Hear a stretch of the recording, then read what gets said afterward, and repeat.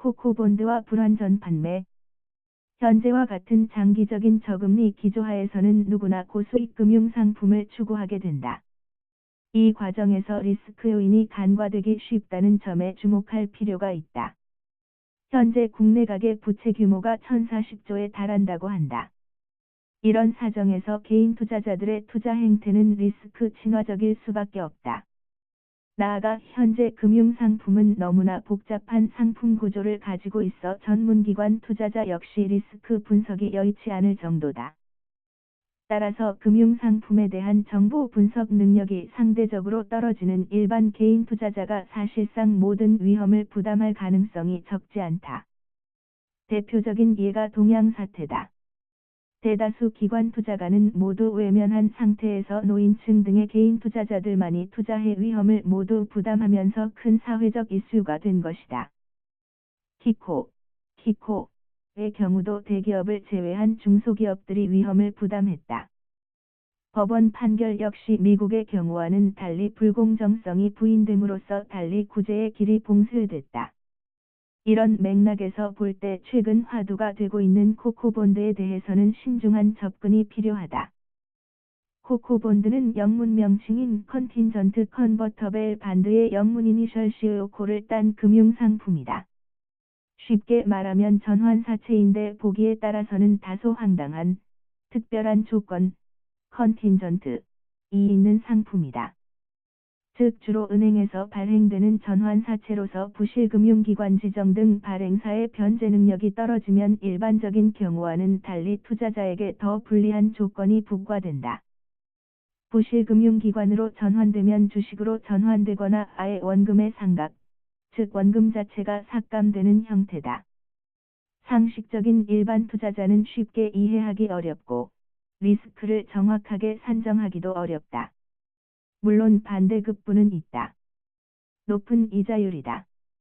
최근 국내에 출시될 예정인 코코본드의 경우 금융지주 회사에서 발행하고 이자율은 6%대, 만기는 30년이라고 한다. 다만 발행 후 5년의 발행사의 콜옵션이 있어서 실질적으로 만기는 5년이 된다고 한다. 흥미로운 점은 이 본드가 은행의 자기자본 비율을 높이기 위해 고안된 금융상품이란 점이다. 따라서 은행 입장에서는 부채라기보다는 자기자본에 해당한다. 그러나 투자가에게는 고수익 금융상품으로 보인다. 문제는 발행사에 부실이 있을 경우 모든 위험을 투자자가 부담한다는 점이다. 부실 시 원금 보전이 거의 어렵다는 점이다.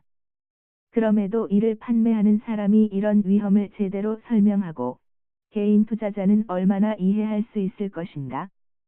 이자율이 높다는 점만 부각될 개연성이 높다. 대다수의 경우 그런 위험은 있으나 은행의 신용도가 높으니 부실 내지 원금 손실의 가능성은 높지 않다. 발행사가 은행이므로 신용도가 높은 것은 사실이지만 은행도 파산할 수 있다. 더욱이 만기가 30년이라면 리스크는 더욱 증대된다. 그럼에도 이런 상품이 개인 투자가에게도 판매될 예정이라고 한다.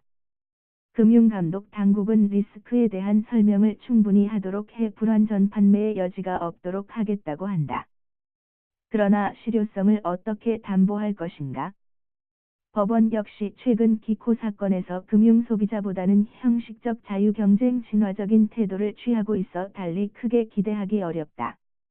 이런 우려를 반영하듯 마침 영국의 금융감독청은 한시적으로 이 금융상품의 개인 판매를 금지한다고 발표했다.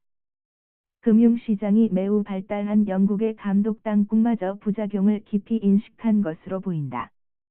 최근 장기적인 저금리 기조 하에서 금융공학적인 논리가 활발하게 전개되고 있다.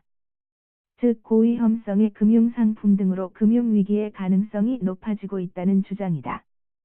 예를 들어 상품 구조 자체가 이해하기 어려울 정도로 복잡한 파생금융상품들이 고수익을 내세우고 있으나 이에 대한 리스크는 분석조차 쉽지 않다. 현재 금융시장 구조에서는 고위험 금융상품의 리스크가 증대되는 시점에 정보 분석력 등이 미약한 개인 투자가가 이를 떠안을 가능성이 높다. 그렇다면 너무 복잡하고 리스크가 높은 파생금융상품에 대한 개인 투자자의 투자는 엄격히 규제돼야 한다.